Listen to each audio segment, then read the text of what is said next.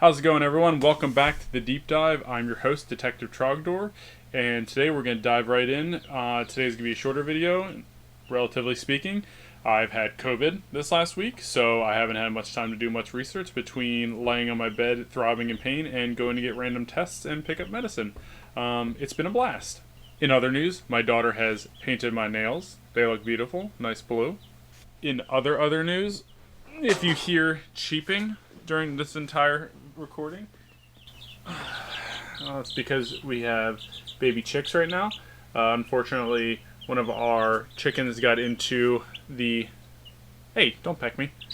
One of our chickens got into our neighbor's yard and was mauled by their dog. I don't blame the dog. He doesn't know any better. There's another little guy. You're okay.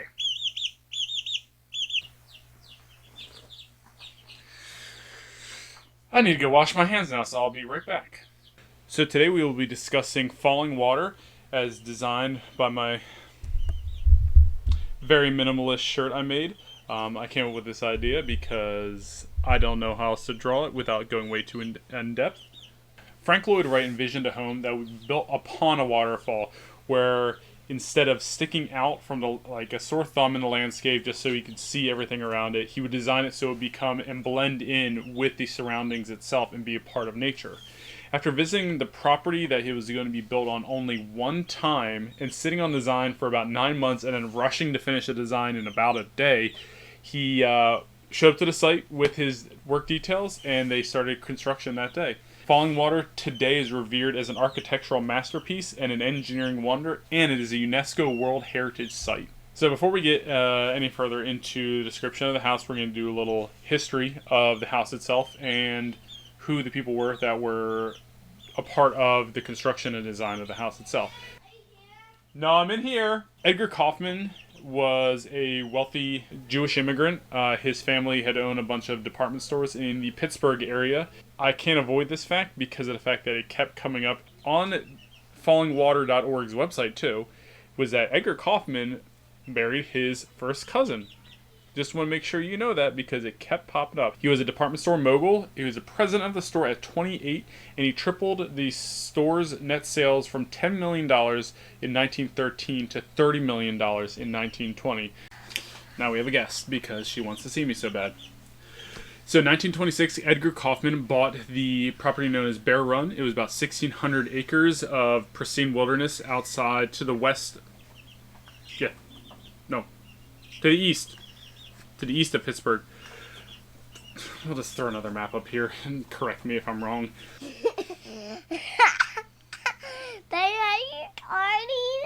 What?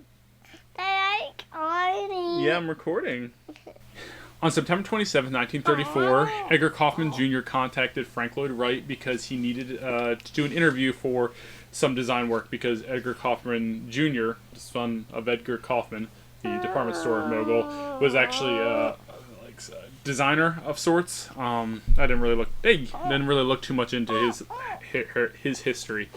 But he contacted Frank Lloyd Wright for an interview, and then on November 16th, 1934, when the Edgar and Lillian Kaufman were visiting Edgar Jr.,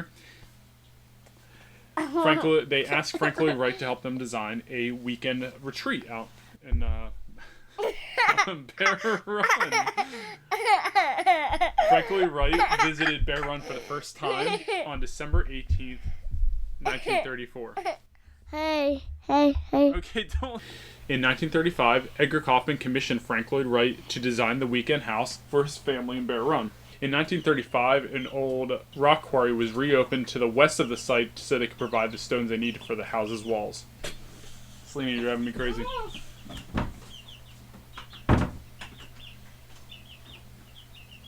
Close the door, please. Okay, now we're back in business. January 1936, the first working drawings were completed for Fallingwater. In April of 1936, construction on Fallingwater began, and in August of 1936, the living room cantilever was ready to pour. December 1937, Fallingwater's construction is completed and the Kaufmans move in.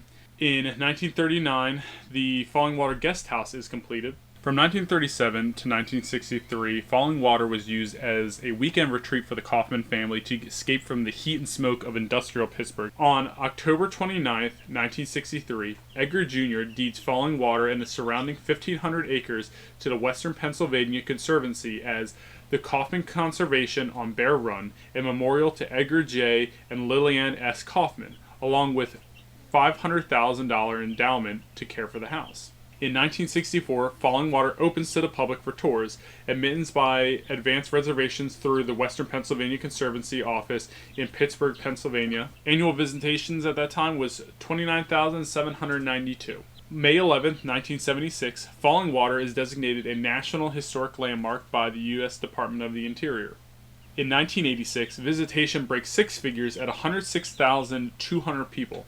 In 2000, Fallingwater is named a Commonwealth Treasure by Governor Tom Ridge and the Pennsylvania Historical and Museum Commission. In 2016, visitation is at 181,082 people.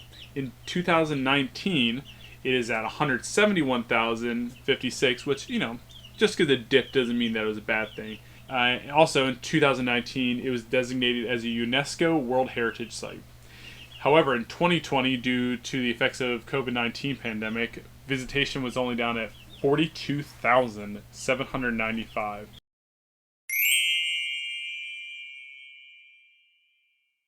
One of the challenges that Frank Lloyd Wright faced with this design was that the Kaufmans wanted to be able to entertain large groups, so the house needed to be larger than the original plot allowed. It also needed separate bedrooms for Edgar and Lillian, as well as their adult son, Edgar Jr., to have a place to stay, as well as a guest house for them.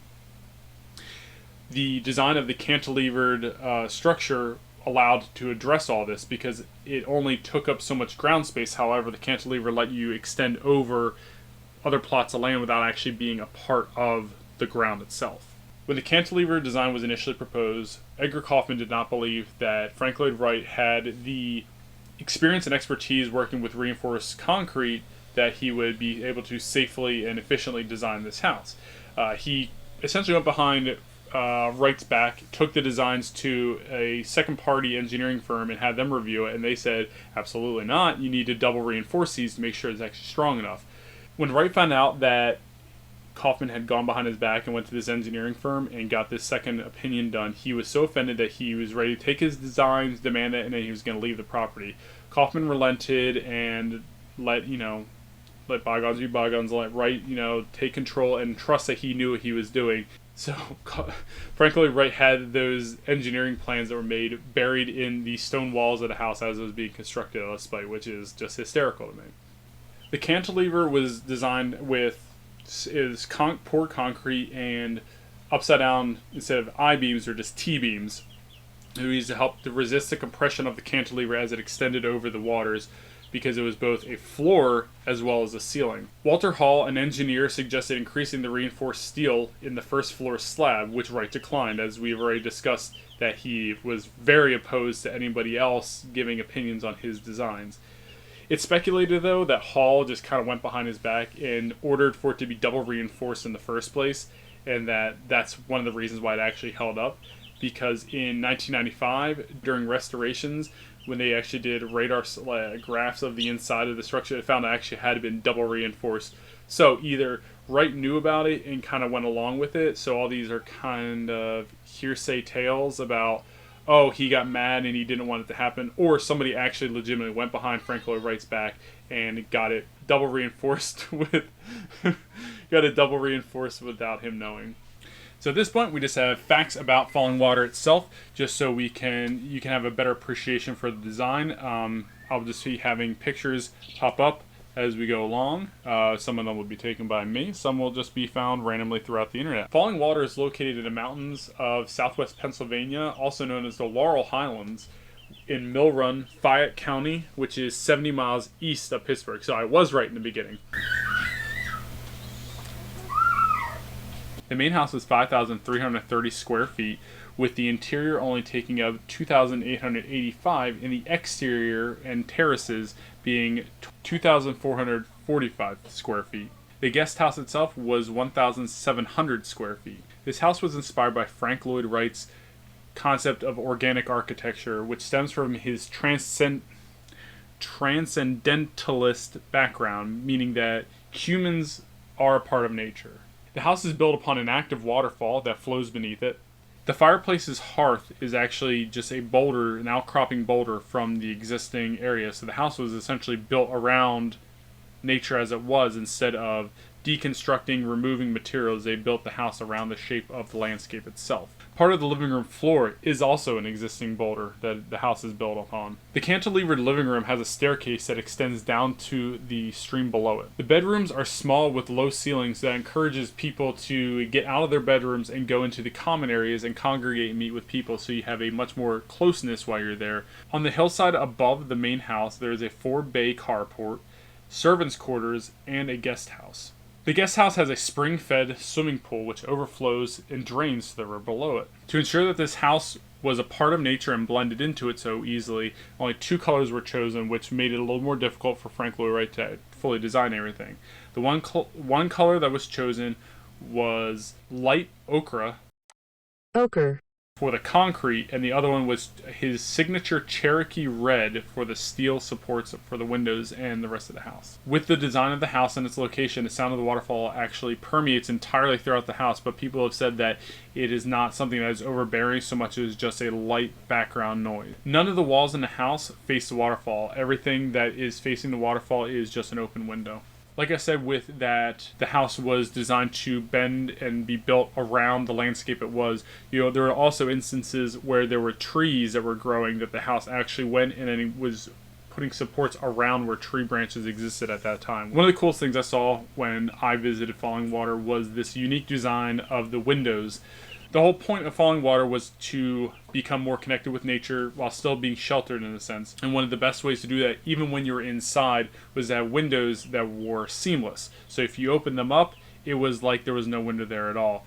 So specifically on the corners of the windows, instead of opening and there'd be a middle support right there, where they would open up and it would just be a wide open area. It would be no center support at all. The windows also, instead of having metal frames on the edges where they met the rocks, it was a seamless transition where they actually cut into the rock and then slid the glass in and then caulked it in place, so it looked as if the glass just went straight into the rock and it was one with the stone as well. So, how much did this cost? Total cost of Fallingwater at the time was $155,000. The original estimate for the house was $35,000, which you really stuck to it there, right? Huh? It was $75,000 for the house itself, $22,000 for the finishings of the house and the furnishings in the house, $50,000 for the guest house, the garage, and the service quarters, and then $8,000 for the architect's fee, i.e. Frank Lloyd Wright. $155,000 in 1963, inflation adjusted for 2022, would be $3 million. So due to the 80 years of humidity and sunlight exposure, Fallingwater has begun to show signs of deterioration, coupled with the freezing and thawing nature of Pennsylvania in the ground.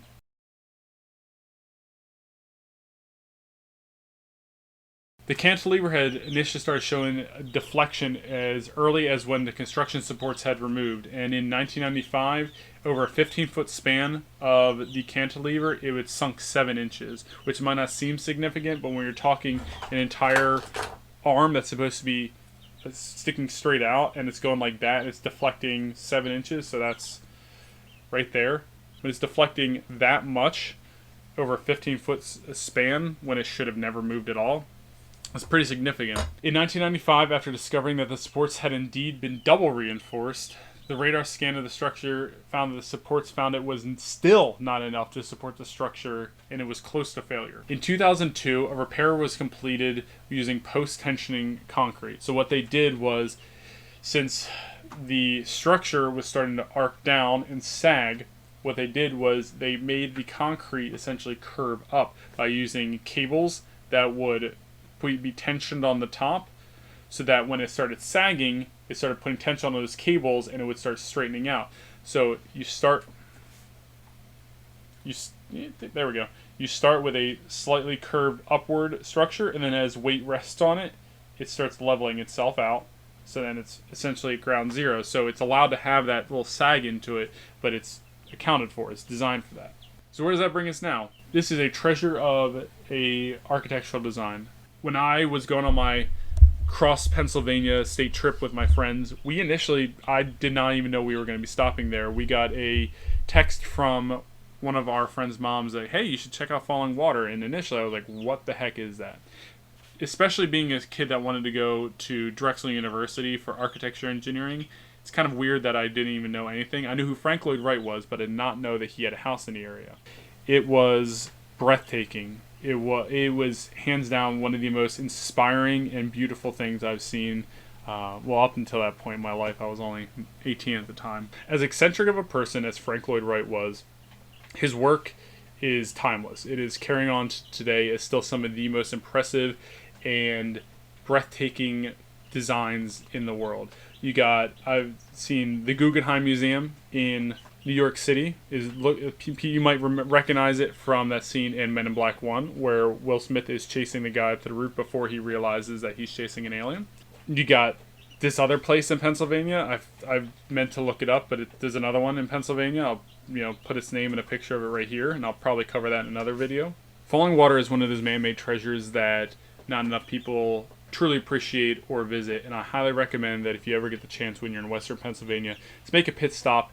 It is in the middle of nowhere, but I promise you, pay to take the interior tour, because from when I went, you had to pay to actually walk inside. They didn't let us take pictures inside, so that's why all of the pictures I've taken are of the outside. But if you have the opportunity, please do. Absorb everything. You can really learn from what it was to appreciate revolutionary architecture. I don't really know what else I can really say about this structure. I don't want to go, like I said, in too in depth. This is going to be a shorter one because I'm still recovering from the effects of COVID after being effectively dead on Monday. I'm going to do a little more research on the next one. The fun topic that I was hoping that I would have available for this week, I still haven't gotten in contact with the people I'm trying to talk to about it. But if you have any suggestions for topics, please leave them in the comments below. Please share this video to as many people as you know, and just keep the name of my channel going. And the more support, the better. I'd like to thank everyone that has given me feedback so far and people that are still watching my videos, and I really hope that you guys are enjoying it so far. Please, please, please like and subscribe, and I will see you in the next video. Bye bye.